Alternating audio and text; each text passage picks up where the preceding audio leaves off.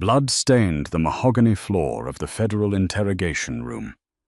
Penelope Harper, a 250-pound secretary with ink-stained fingers and a terrified heartbeat, stared down the seasoned detectives and confessed to a sprawling, racketeering enterprise she knew absolutely nothing about.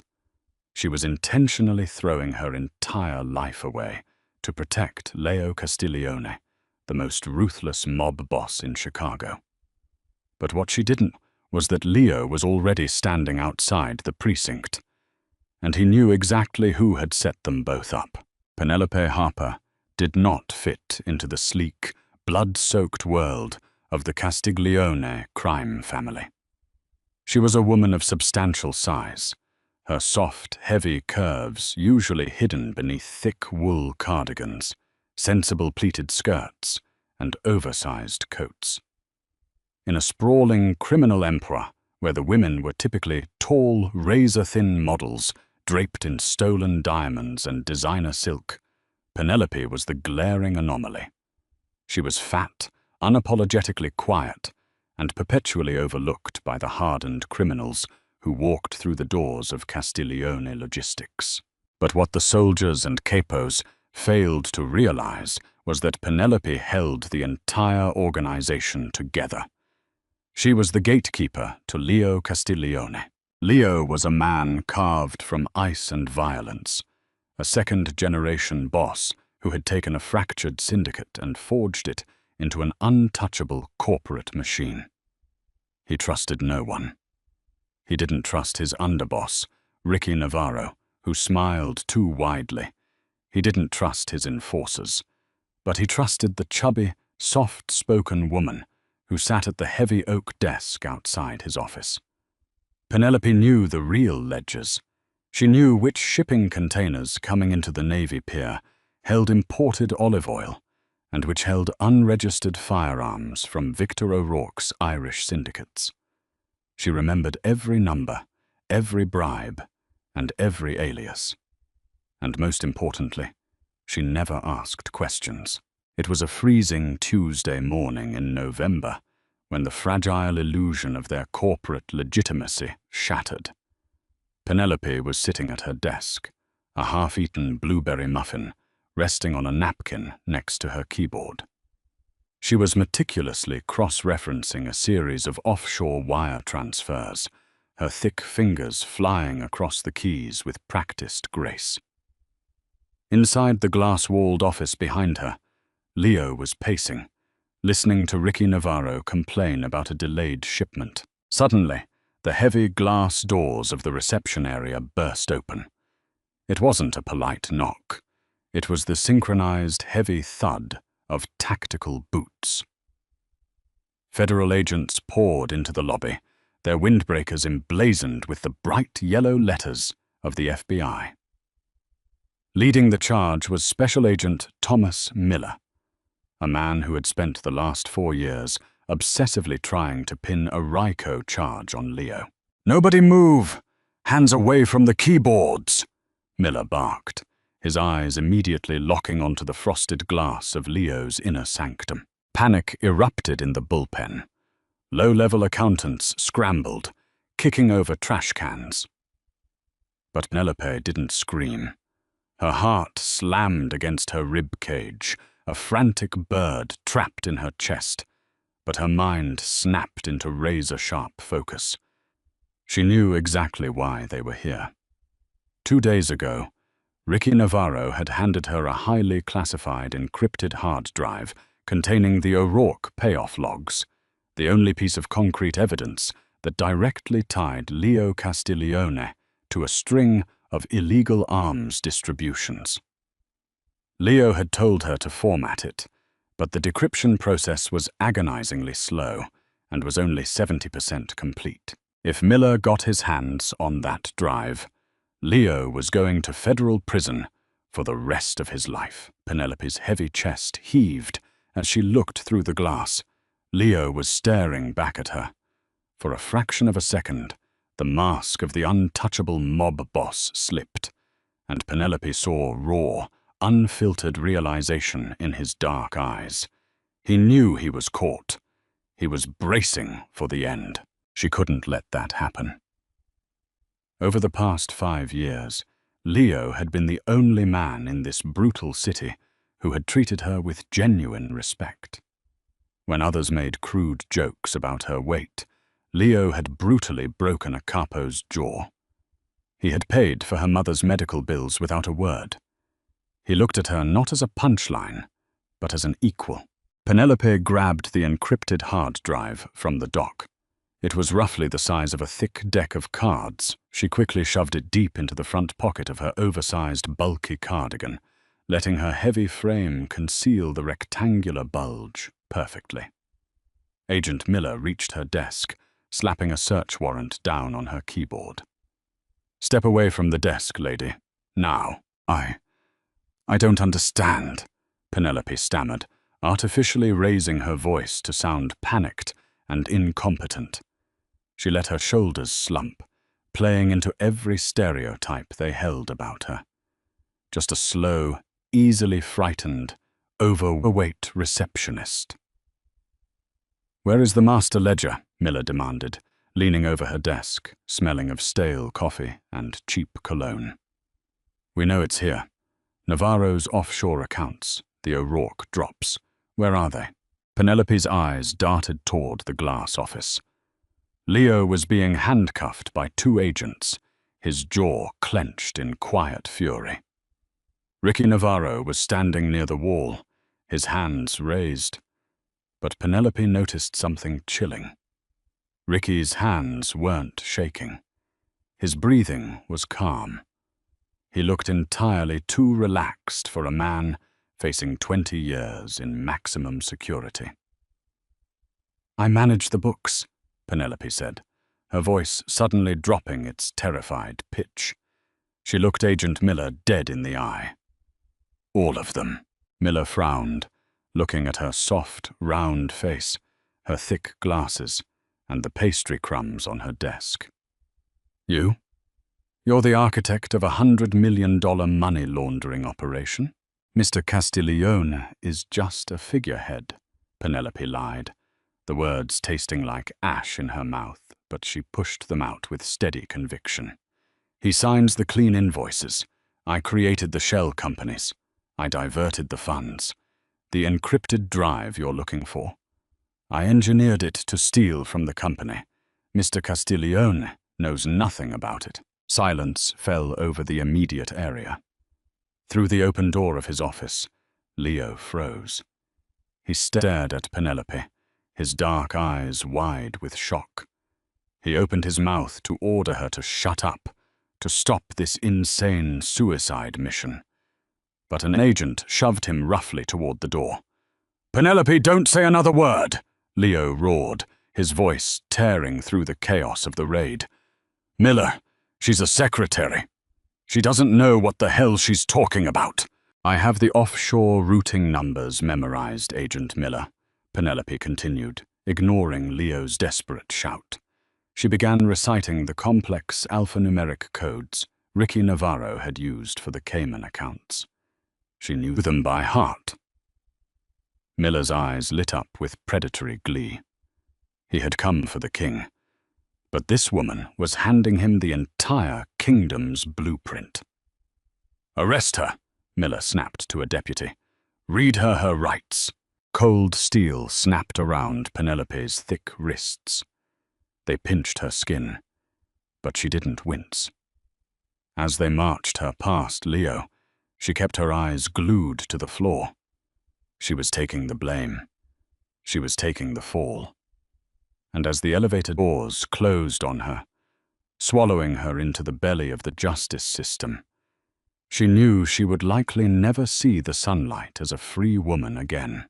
The interrogation room at the FBI field office was designed to break the human spirit. It was freezing cold, windowless, and smelled faintly of ammonia and old sweat. Penelope sat at a metal table, her wrists still tightly bound.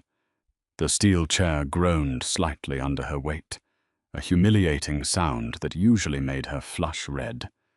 But today, she felt entirely numb. The hard drive was still in her cardigan pocket. The agents hadn't thoroughly patted her down yet, assuming she was exactly what she looked like. A harmless, overweight corporate drone who had cracked under pressure. Agent Miller slammed a thick file onto the table, making Penelope flinch. "Let's stop playing games, Penelope," Miller said, pulling up a chair and leaning in close. "You're looking at 45 years. You will die in federal prison. A woman like you? Soft, quiet. You won't last a week in general population. Give me Leo Castiglione. Tell me he ordered the O'Rourke drops, and I'll get the U.S. attorney to offer you immunity. You can walk out of here today. Go home and eat a whole damn cake if you want to." The casual cruelty of the fat joke stung, but Penelope swallowed the hurt. She had endured worse from better men. "I told you," Penelope said softly, her voice barely a whisper, yet firm as bedrock. "Mr. Castiglione is not involved. I noticed a vulnerability in the company's supply chain logs. I exploited it. I created the dummy corporations. I embezzled the funds." Miller slammed his fist on the table. "You're lying! You don't have the stomach for this. We had an inside tip. We know the O'Rourke ledgers were sitting in that office today. My informant guaranteed it." Penelope's breath hitched. An inside tip. Her brilliant, analytical mind began to race. Only 3 people in the entire world knew that the O'Rourke ledgers were in the office that morning. Leo, Penelope, and the man who had handed them to her, Ricky Navarro. It wasn't a random raid. It was a calculated assassination of Leo's freedom. Ricky had tipped off the feds, timed the raid perfectly, and planned to let Leo take the fall so he could seize control of the Castiglione family. "I don't know what your informant told you," Penelope said, leaning back in her chair, her heavy frame settling into an immovable posture. "But they lied. I acted alone." Meanwhile, 3 miles away, in a dimly lit warehouse in the meat-packing district, Leo Castiglione was violently pacing the concrete floor. He had been released on a technicality. His lawyers had argued successfully that without the physical hard drive or a confession tying him to the documents, the arrest was premature. But he was far from relieved. His suit jacket was discarded, his tie ripped off, and his knuckles were bruised from punching a steel support pillar. "How the hell did she do it?" Leo snarled, his voice a dangerous, gravelly whisper that made the armed men in the room step back. Ricky Navarro was leaning against a stack of wooden crates, playing the part of the concerned loyalist. "Leo." The girl panicked. "She was stealing from you, boss." She confessed. "It's a blessing in disguise. The feds took the bait, she takes the fall, and we sweep the rest under the rug." Leo stopped pacing. He turned his head slowly, his dark eyes locking onto Ricky. The silence in the warehouse grew so heavy it felt suffocating. "Stealing from me," Leo repeated softly. He walked toward Ricky, his footsteps echoing in the cavernous space. "Penelope Harper has worked for me for 5 years. 3 years ago, I accidentally left a duffel bag containing $200,000 in unmarked bills in the trunk of a company car. She found it. She didn't take a single dime. She locked it in my personal safe and waited in the office until 3 a.m. to hand me the key." Leo stopped mere inches from Ricky's face. "She lives in a 1-bedroom apartment in Pilsen. She takes the bus to work. She uses coupons at the grocery store. You're telling me this woman orchestrated a massive international money laundering scheme under my nose and kept none of the profits?" Ricky swallowed hard, his Adam's apple bobbing. People hide their true colors, Leo. Maybe she got greedy. Or maybe, Leo whispered, his tone dropping an octave into something purely demonic. Somebody fed her to the wolves to save their own skin. Leo's mind flashed back to the raid. He remembered the look of sheer terror on Penelope's face, immediately followed by a resolve so fierce it took his breath away. She had deliberately drawn the FBI's fire. She had made herself the target, so he could walk out those doors. This woman, who was constantly mocked for her size, who was ignored by the flashy sycophants of his world, had thrown herself on a grenade for him. And then, Leo realized the missing piece. The hard drive. The FBI hadn't found it. He knew they hadn't, because if they had, he wouldn't be standing in this warehouse right now. Penelope had hidden it. She had smuggled it out right under Miller's nose. Leo pulled a custom-engraved 1911 pistol from his shoulder holster and calmly checked the chamber. "Ricky," Leo said, his voice terrifyingly calm. "Who knew the O'Rourke drive was in the office today?" Ricky's eyes darted toward the exit. A fatal mistake. "Only you and me, boss, and the fat girl." The casual disrespect in Ricky's voice was the final straw. Leo didn't yell. He didn't blink. He just raised the weapon and slammed the heavy steel barrel directly into Ricky's kneecap. The crack of breaking bone echoed through the warehouse, followed instantly by Ricky's agonizing scream. The underboss collapsed to the concrete, clutching his shattered leg, sobbing violently. "Her name," Leo said quietly, standing over the bleeding traitor, "is Penelope. And she has more loyalty in her little finger than you have in your entire miserable bloodline." Leo looked up at his remaining men. "Gag him. Tie him to a chair. He's going to tell me exactly what he promised the FBI.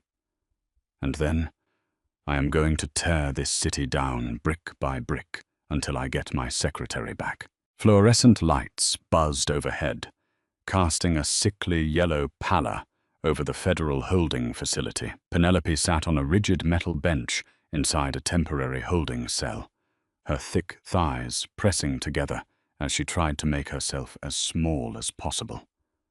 The heavy wool cardigan still draped over her shoulders was her only armor against the freezing air conditioning. But the real danger wasn't the cold. It was the inevitable protocol of the justice system. In less than 20 minutes, she would be transferred to the main county jail for processing. That meant a full strip search. Panic, cold and sharp, coiled in her heavy stomach. The encrypted hard drive was still sitting like a lead weight in her front pocket. If the female deputies found it during the strip search, Leo's freedom would evaporate instantly, and her entire sacrifice would be rendered completely meaningless. She had to get rid of it. Footsteps echoed down the concrete corridor. A female deputy with a severe bun and a sour expression stopped outside the bars. "Harper, on your feet. Time for processing." Penelope's mind raced. She leaned forward, clutching her heavy chest, and began to hyperventilate. It wasn't entirely an act. The sheer terror of her situation was already pushing her blood pressure to dangerous heights. She let her breathing turn ragged, squeezing her eyes shut as a sheen of genuine sweat broke out across her forehead. I can't breathe," Penelope gasped, leaning her considerable weight against the bars. She allowed her knees to buckle slightly, a terrifying prospect for the deputy who clearly did not want to deal with a medical emergency or attempt to lift a 250-pound woman off the concrete floor. Hey, calm down," the deputy snapped, unlocking the cell door. "You're having a panic attack. Breathe." I need I need to use the restroom. Please. I think I'm going to be sick, Penelope choked out, clutching her stomach. Please, I have a severe gastrointestinal condition. The deputy groaned in disgust, but grabbed Penelope's arm, hauling her out of the cell. Down the hall. 2 minutes. If you throw up on my floor, I'm adding a destruction of property charge. Penelope was shoved into a single-stall bathroom devoid of mirrors or windows. The heavy metal door clicked shut behind her. She didn't have 2 minutes. She had 60 seconds. Her thick fingers trembled violently as she yanked the hard drive from her cardigan pocket. It was encased in hard black plastic, secured with tiny screws she had no tools to remove. Desperation fueled her. She placed the hard drive on the concrete floor, wedging it against the base of the metal toilet. Lifting her heavy, sensible orthopedic shoe, Penelope brought her heel down with all her weight. Crack! The plastic casing splintered, but the drive remained intact. Outside, the deputy banged on the door. Wrap it up, Harper. Penelope bit her lip hard enough to draw blood. She stomped again, channeling every ounce of fear, every cruel joke she had ever endured, and every shred of loyalty she possessed for Leo Castiglione into her right foot. The plastic shattered completely. Dropping to her thick knees, ignoring the sharp sting of the bruised concrete, Penelope frantically dug through the broken shards. There it was. The micro-SD memory chip, no larger than a fingernail, containing 50 gigabytes of damning offshore ledgers. She scooped up the broken plastic pieces and dumped them into the toilet, pressing the industrial flush button. The plumbing roared, swallowing the casing. But the micro-SD card couldn't be flushed. It was too light. It could float back up, or worse, get caught in the basin grate. "Time's up," the deputy barked, the lock clicking open. Penelope placed the tiny data chip on her tongue, squeezed her eyes shut, and swallowed dry. It scratched the back of her throat, a sharp, terrifying sensation, but it went down, settling deep into her heavy stomach. She turned around just as the door swung open, wiping her mouth with the back of her trembling hand. "I'm ready," Penelope whispered, her secret buried deep inside her. Miles away, the atmosphere in the meat-packing warehouse was thick with the copper stench of blood. Ricky Navarro was strapped to a reinforced steel chair, his shattered kneecap leaking crimson onto the floor. Leo Castiglione stood over him, peeling off his blood-spattered leather gloves. The mob boss's usually impeccably groomed hair was disheveled, and his dark eyes burned with a chaotic, terrifying fury. "I'm going to ask you one more time, Ricky," Leo said, his voice a lethal whisper. "And if you lie to me again, I will have the boys bring out the blowtorch. What was the exact deal you made with Thomas Miller?" Ricky sobbed, a pathetic, wet sound that disgusted everyone in the room. He wanted you out, Leo. Miller wanted his career-making bust, but he didn't have the manpower to take the ports. Victor O'Rourke did. O'Rourke met with me last month. He said if I handed you to the feds, he'd absorb our remaining crews. I'd be his top lieutenant. We'd run Chicago together. "And you used Penelope as the distraction," Leo stated, his jaw locking so tightly a muscle ticked violently in his cheek. "She was nobody," Ricky screamed in desperate defense. "She's just a fat cow who answers the phones. I figured Miller would toss her aside once he realized she was useless. I didn't know she was going to confess." A deadly silence fell over the room. Leo stared down at the man he had once considered a brother. "She is worth 1,000 of you," Leo murmured. He turned his back on Ricky and looked at his lead enforcer, a towering man named Bruno. Finish him. Dump him in O'Rourke's territory. Make sure Victor knows a war has started. Leo walked out of the warehouse into the freezing Chicago night, pulling his cell phone from his pocket. He dialed a number that very few people in the world possessed. It rang only once. "Arthur," Leo said, his voice instantly shifting from a mob boss to a corporate apex predator. Arthur Pendleton, the most ruthless defense attorney in the state of Illinois, answered smoothly. "Good evening, Mr. Castiglione. I heard about the raid. I assume you need a miracle." "I don't need a miracle, Arthur. I need you to march into the federal courthouse tonight," Leo ordered, climbing into the back of his armored SUV. "They have my secretary, Penelope Harper. I want her out of federal custody before sunrise. I don't care who you have to bribe, what judge you have to threaten, or how many millions it takes. If she spends the night in a cell, you'll be joining Ricky Navarro." "Understood," Arthur replied without missing a beat. "I'll have her out." Leo hung up, staring out the tinted windows at the passing streetlights. His chest ached with a strange, unfamiliar tightness.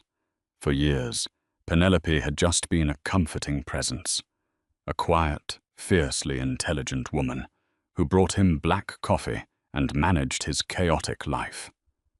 But today, she had looked into the jaws of a federal dragon and thrown herself inside to shield him. He wasn't just going to save her. He was going to make sure the entire city bowed down to her. Judge Wallace Montgomery slammed his gavel down, the sharp wooden crack echoing through the cavernous federal courtroom of the Northern District of Illinois. It was 3:00 a.m., an emergency bail hearing orchestrated entirely by the sheer financial force of the Castiglione Empire. Penelope stood at the defense table, her heavy frame swathed in a stiff, poorly fitting orange jumpsuit that dug uncomfortably into her waist and thighs. Her thick wrists were still bruised purple from the handcuffs. She felt exhausted, humiliated, and utterly terrified. Beside her stood Arthur Pendleton, immaculate in a bespoke charcoal suit, projecting an aura of untouchable arrogance. Agent Thomas Miller paced the prosecutor's side, his face purple with rage. "Your Honor, is a farce. The defendant confessed to masterminding a $100 million money laundering syndicate. She is a massive flight risk. We demand she be remanded without bail pending a grand jury indictment." Arthur adjusted his gold cufflinks, his voice dripping with condescension. "Your Honor, Agent Miller is operating on fiction. My client is a receptionist. She was terrified during a highly aggressive militarized raid, and she suffered a panic attack. She babbled a coerced confession under duress. Where is the evidence? Where is this mythical hard drive Agent Miller claims exists? They searched her. They strip-searched her. They found a half-eaten muffin on her desk and lint in her pockets. Penelope swallowed hard, her stomach giving a weird twinge. The memory of the strip search, the cruel smirks of the guards as she was forced to disrobe her heavy body, still burned her cheeks with shame. But they hadn't found the drive. The FBI's complete failure to produce a single shred of physical evidence makes holding Ms. Harper illegal, Arthur concluded smoothly. Judge Montgomery sighed, looking down at the paperwork. Agent Miller, without physical evidence corroborating this so-called confession, I cannot hold a citizen with zero criminal record without bail. Bail is set at $5 million. Cash. Miller smiled triumphantly, assuming that number was insurmountable for a mere secretary. But Arthur didn't even blink. He reached into his leather briefcase and pulled out a stack of certified cashier's checks. Bail is posted, Your Honor, Arthur said coolly. Miller's jaw dropped. She's a front. Castiglione is funding her. This proves her guilt. This proves she has a very generous employer who values his administrative staff, Arthur countered sharply. Miss Harper is free to go. 45 minutes later, Penelope was dressed back in her wool cardigan and sensible skirt, stepping out of the courthouse's heavy revolving doors into the bitter winter wind. She expected to walk to a bus stop, a convicted felon waiting for her eventual trial. Instead, a sleek, armored black Cadillac Escalade idled at the curb. The rear door swung open. "Get in, Miss Harper," Arthur said softly, standing by the door. Penelope hesitated, her thick legs trembling, before she climbed into the luxurious leather interior. The SUV pulled away from the curb, merging into the deserted downtown streets. They didn't head south toward her cramped apartment in Pilsen. Instead, the vehicle glided north onto Lakeshore Drive, heading toward the affluent, heavily guarded estates of Highland Park. An hour later, the SUV passed through imposing wrought-iron gates, pulling up to a sprawling stone mansion overlooking Lake Michigan. Penelope was escorted through the grand foyer, her sensible shoes sinking into impossibly plush Persian rugs, until she was led into a massive fire-lit study. Standing by the roaring fireplace, holding a crystal glass of amber liquid, was Leo Castiglione. He looked exhausted, his tie missing and his shirt unbuttoned at the collar. But the moment Penelope entered the room, his dark eyes locked onto her with a terrifying intensity. Arthur quietly closed the heavy oak doors, leaving them alone. Penelope stood awkwardly by the door, her heavy arms wrapping around her waist in a defensive posture. "Mr. Castiglione, I'm sorry. I caused a mess. I couldn't let them take you." Leo didn't speak.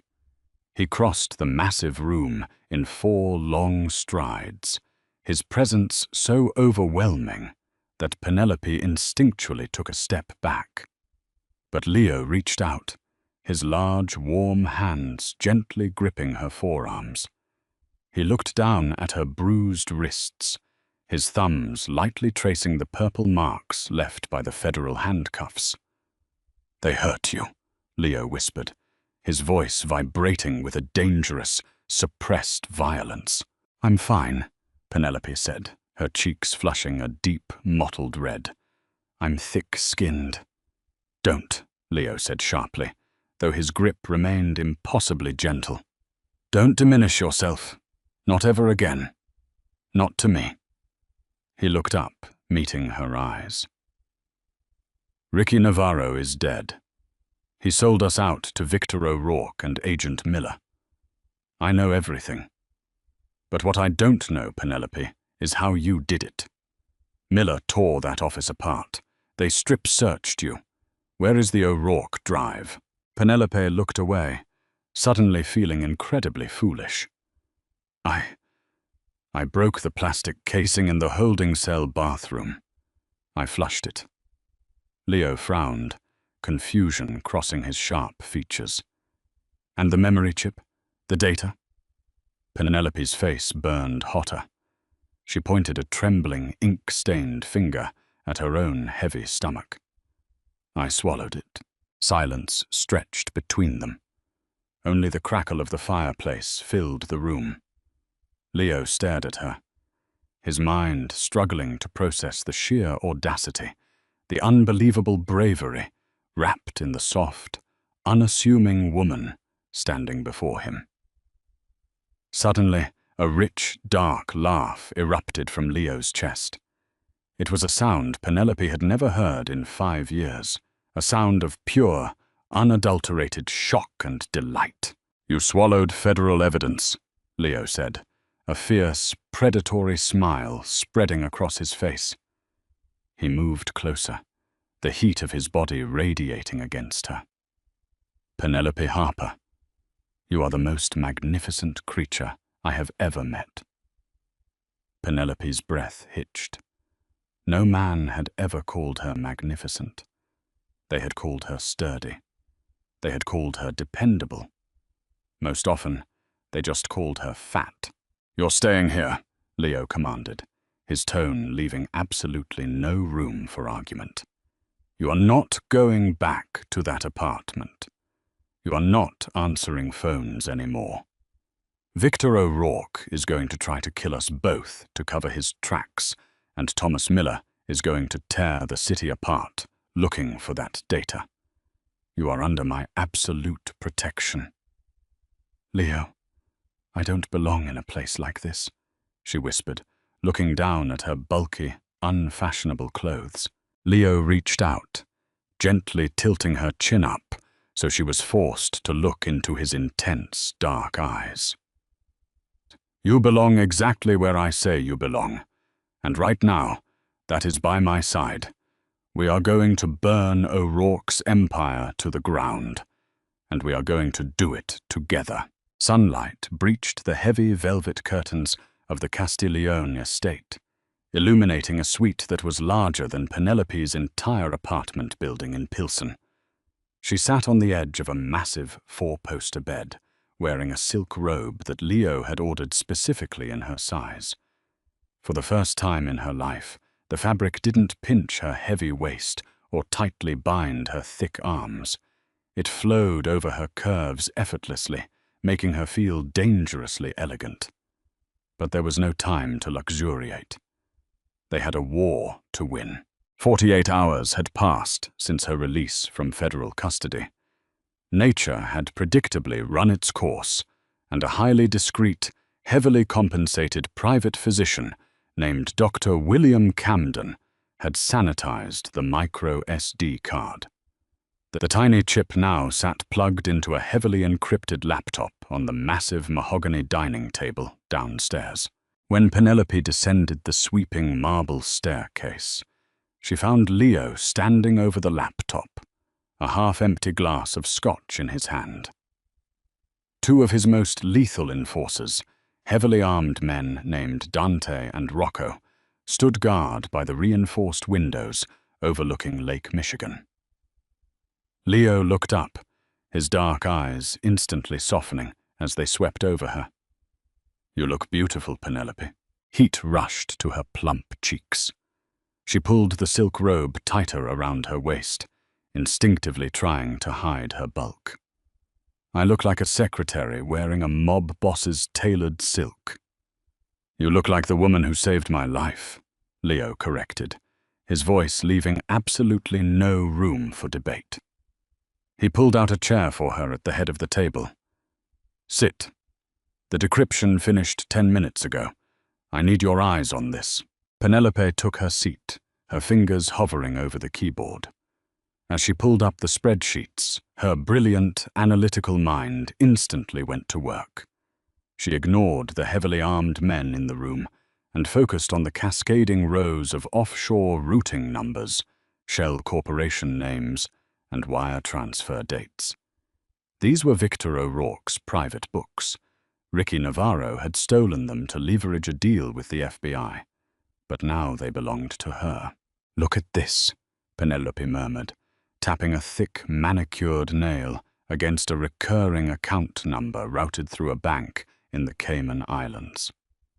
"O'Rourke has been bleeding capital for 6 months. His gun-running routes through Gary, Indiana, are hemorrhaging cash. But look at his outgoing expenses.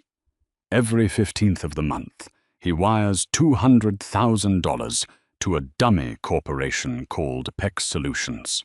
Leo leaned over her shoulder, his chest brushing lightly against her back. The proximity made her breath hitch. "Who owns Apex Solutions?" Penelope's fingers flew across the keyboard, running a rapid trace through a back door she had installed in the federal database years ago. Code lines reflected in her thick glasses until a name finally popped onto the screen. The room went dead silent. Apex Solutions, Penelope breathed, her voice trembling with the weight of her discovery. Is registered to a maiden name, Margaret Miller. It's Agent Thomas Miller's mother. Leo's grip on the back of Penelope's chair tightened so hard the wood groaned. The FBI raid, the aggressive tactics, the inside informant. It all suddenly made terrifying sense. Thomas Miller wasn't a righteous crusader trying to bring down the Chicago mob. He was a dirty cop on Victor O'Rourke's payroll. O'Rourke was using the full weight of the federal government to wipe out Leo Castiglione, eliminating his biggest rival without ever having to fire a single bullet himself. Miller is a mercenary, Leo snarled softly, his dark eyes burning with lethal intent. He engineered that raid to put me away, so O'Rourke could seize the ports, and when you took the fall, you ruined their perfect timeline. Before Penelope could respond, the heavy oak doors of the dining room flew open. A bloodied foot soldier stumbled inside, clutching his shoulder. "Boss," the soldier gasped, collapsing against the doorframe. "O'Rourke, he made a move. They just firebombed the logistics warehouse on Lower Wacker Drive. 3 of our guys are dead. He's claiming the city." Chaos erupted. Dante and Rocco drew their weapons, shouting orders into their radios.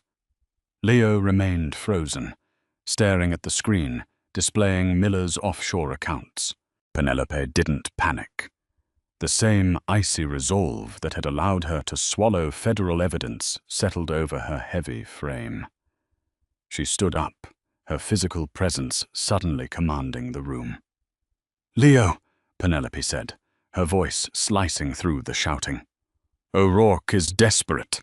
If he's firebombing warehouses in broad daylight, he knows Ricky failed. He knows we have the drive. He and Miller are panicking." Leo turned to her, the violence in his eyes temporarily held at bay by her calm logic. "They want a war. I'll give them a war. I'll send 50 men to O'Rourke's compound in Southside tonight." "No," Penelope countered sharply. "That's exactly what Miller wants. If you retaliate violently, Miller uses his FBI badge to arrest you for domestic terrorism. You lose, and they win." Leo stepped closer to her, ignoring the bleeding soldier and the frantic enforcers. "Then what do we do, Penelope?" "We don't shoot them," Penelope said, a cold, ruthless smile touching her lips, a smile she had learned entirely from him. "We expose them.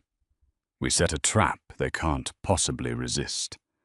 And I know exactly what bait to use." Midnight rain slicked the cobblestones of the Fulton Market district, reflecting the neon signs of abandoned meat-packing plants. The area was historically known for spilling blood, a fitting stage for the climax of a Mafia war. Agent Thomas Miller sat behind the steering wheel of his unmarked federal sedan, his knuckles white. Beside him sat Victor O'Rourke, a brutally scarred Irishman who smelled of cheap cigars and expensive cologne. "This better not be a setup, Miller," O'Rourke growled, checking the magazine of his submachine gun. "My men are surrounding the perimeter, but if Castiglione tries anything, I'll kill you myself." "It's not Castiglione," Miller snapped, wiping sweat from his forehead. "It's the fat secretary. She contacted my burner phone 2 hours ago. She's terrified. She said Castiglione figured out she kept the hard drive, and she's running for her life. She wants witness protection in exchange for handing over the physical micro SD card." O'Rourke sneered. "And you believe her?" "She's a civilian, Victor," Miller scoffed aggressively. "She's soft, she's overweight, and she's a coward. Castiglione probably threatened her, and her nerves shattered. If we get that drive from her tonight, we destroy the evidence of my payments, and we arrest Castiglione tomorrow. It's foolproof. Inside the cavernous, dimly lit interior of an abandoned slaughterhouse, Penelope stood entirely alone. The air was freezing, biting through her thick wool coat, but she did not shiver. Her heart pounded a frantic rhythm against her heavy ribs, but she forced her posture to remain perfectly straight. Heavy metal doors groaned open, and Miller stepped inside, his FBI-issued firearm drawn. O'Rourke followed closely behind, flanking him with his weapon raised. "Ms. Harper," Miller called out, his voice dripping with condescending authority. "Step out into the light. Keep your hands where I can see them." Penelope stepped forward, her thick-soled shoes echoing on the concrete. She held a small, clear plastic evidence bag in her right hand. Inside rested the tiny micro SD card. "I have it," Penelope said, forcing her voice to tremble, playing the pathetic role they expected of her. "I want immunity. I want a new identity. Just get me away from him." Miller chuckled darkly, lowering his gun slightly. "You really are a stupid woman, Penelope.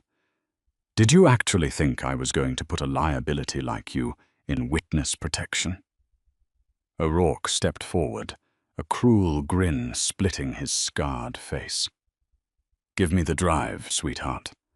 Then we're going to put 2 in the back of your head and dump you in the river." Penelope didn't scream. She didn't cry. Instead, the trembling in her voice completely vanished. She stood her ground, her heavy frame radiating an unexpected, terrifying authority. "I don't think you're going to do that, Agent Miller," Penelope said smoothly. "And why the hell not?" Miller sneered. "Because," a dark, gravelly voice echoed from the rafters, "you are standing in a dead zone." Floodlights violently snapped on, blinding Miller and O'Rourke. The massive warehouse was suddenly illuminated like a stadium. From the catwalks above, 24 laser sights cut through the dusty air, painting glowing red dots across the chests and foreheads of both the corrupt FBI agent and the Irish mob boss. Leo Castiglione emerged from the shadows behind Penelope, looking like a god of war in a bespoke, tailored suit.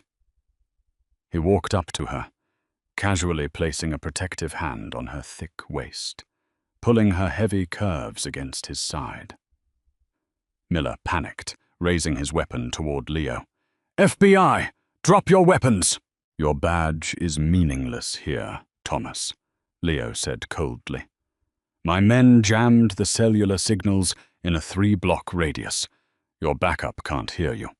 O'Rourke's men outside are already dead or restrained." O'Rourke cursed viciously, realizing they had walked directly into a slaughter. "You think you can just execute a federal agent, Castiglione? The heat will burn your entire empire to the ground." "I have no intention of killing a federal agent," Leo replied smoothly. "Penelope, would you care to explain?" Penelope smiled, a sharp, brilliant expression. She held up the plastic bag containing the micro SD card. "This isn't your offshore ledger, Agent Miller. This is a broadcast device. While we've been standing here, I've been live streaming this entire conversation directly to the personal servers of the Director of the FBI, the Attorney General, and the Internal Affairs Bureau in Washington, D.C. Miller's face went paper white. His badge fell from his trembling hands, clattering against the concrete. "I decrypted your accounts, Miller," Penelope continued, stepping forward, her heavy boots crushing his discarded badge. "I traced every bribe Victor O'Rourke ever paid you. The feds aren't coming to arrest Mr. Castiglione tonight. They are currently pulling up to your house to arrest your mother for corporate fraud, and they are mobilizing a tactical team to arrest you for corruption, racketeering, and conspiracy to commit murder. Sirens wailed in the distance, a rapidly approaching crescendo of federal justice. The real FBI was coming, and they were coming for their own. "You're a dead man, Castiglione," O'Rourke roared, raising his submachine gun in a final, suicidal attempt at revenge.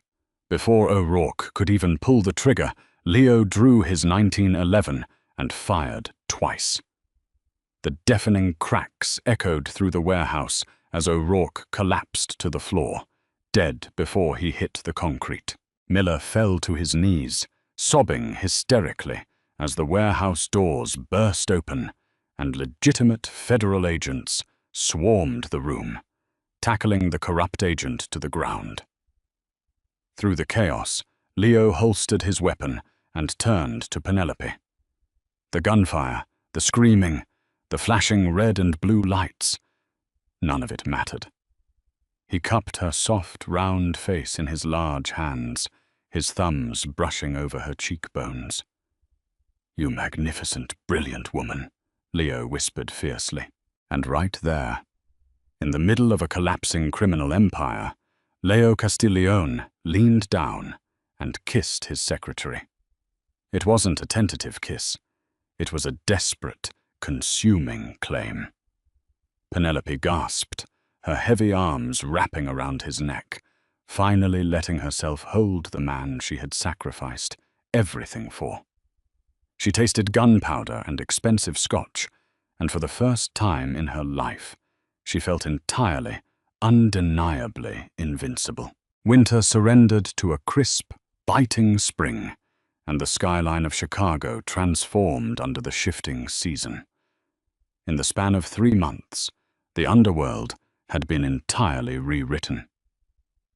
The fall of Thomas Miller and Victor O'Rourke had created a massive power vacuum, but it didn't stay empty for long. Leo Castiglione stepped into the void, absorbing the shattered remains of the Irish syndicate and unifying the city's factions under an iron grip. But the true architect of this new era wasn't the feared mob boss. It was the woman sitting behind the sprawling, custom-built mahogany desk on the penthouse floor of Castiglione Enterprises. Penelope Harper had not magically shrunk.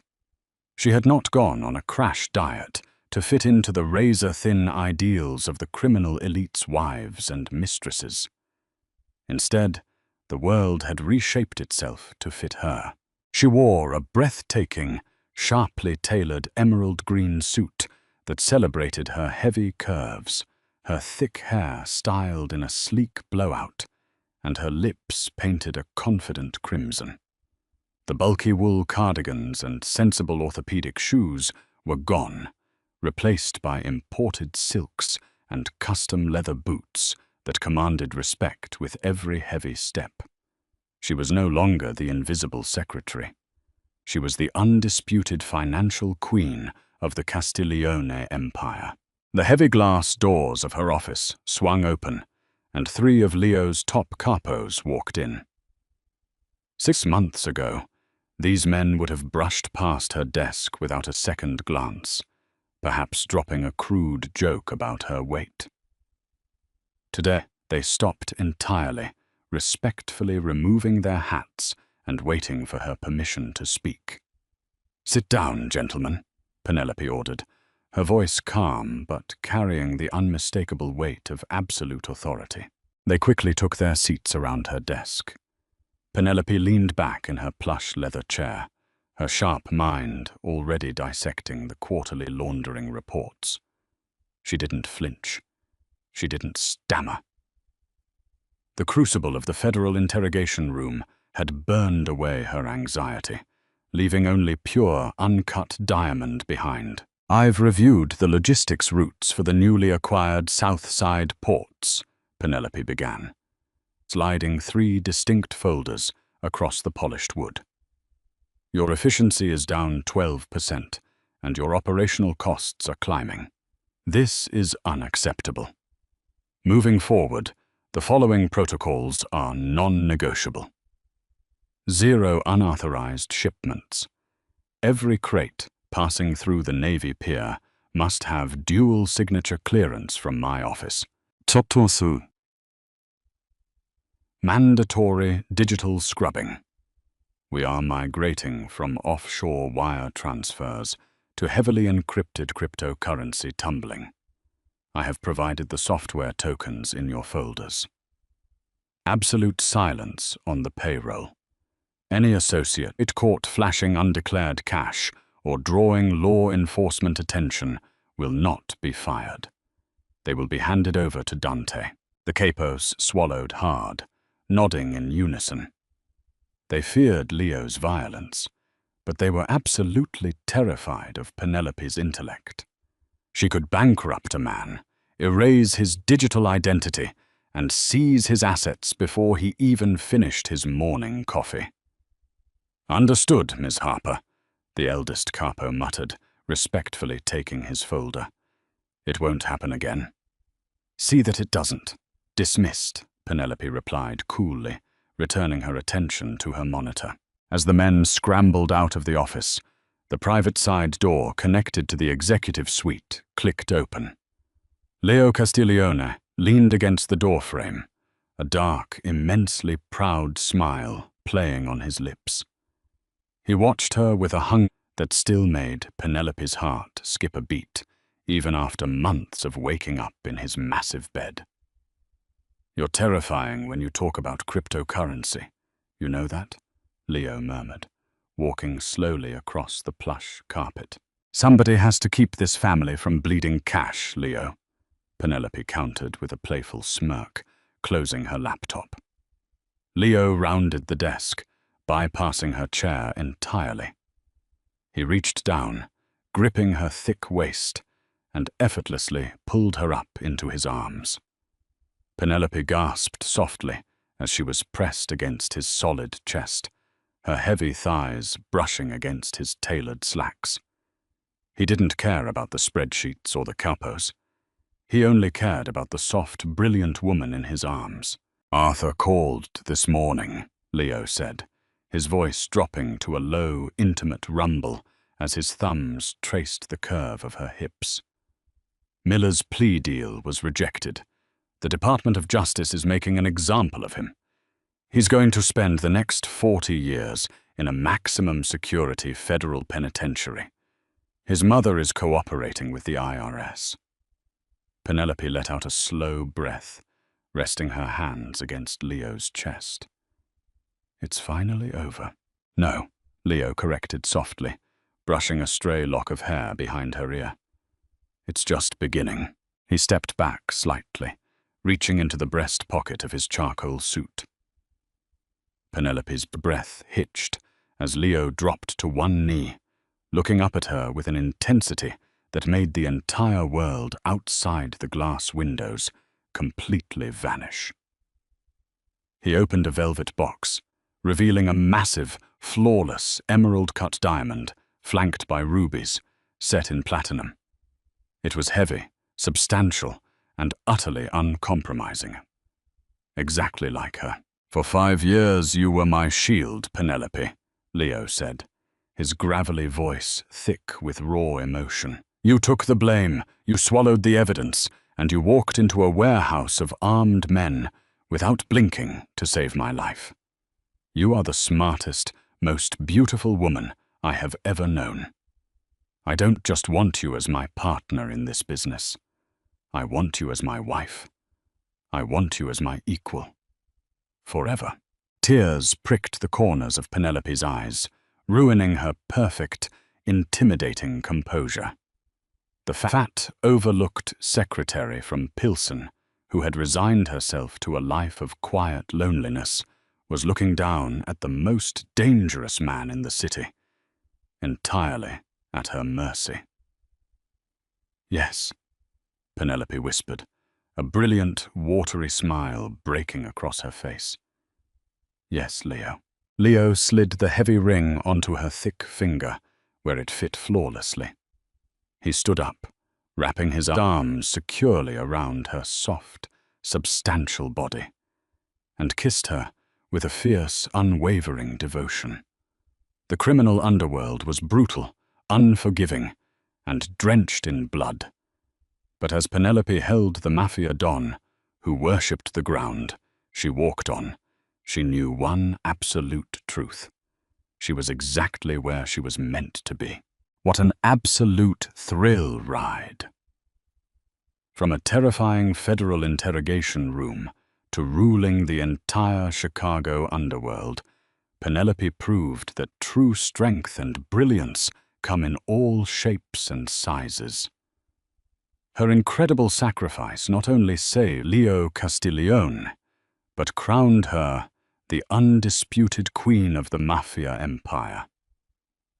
If this intense, high-stakes romance kept you glued to the screen, hit that like button and share this video with your fellow drama and romance lovers.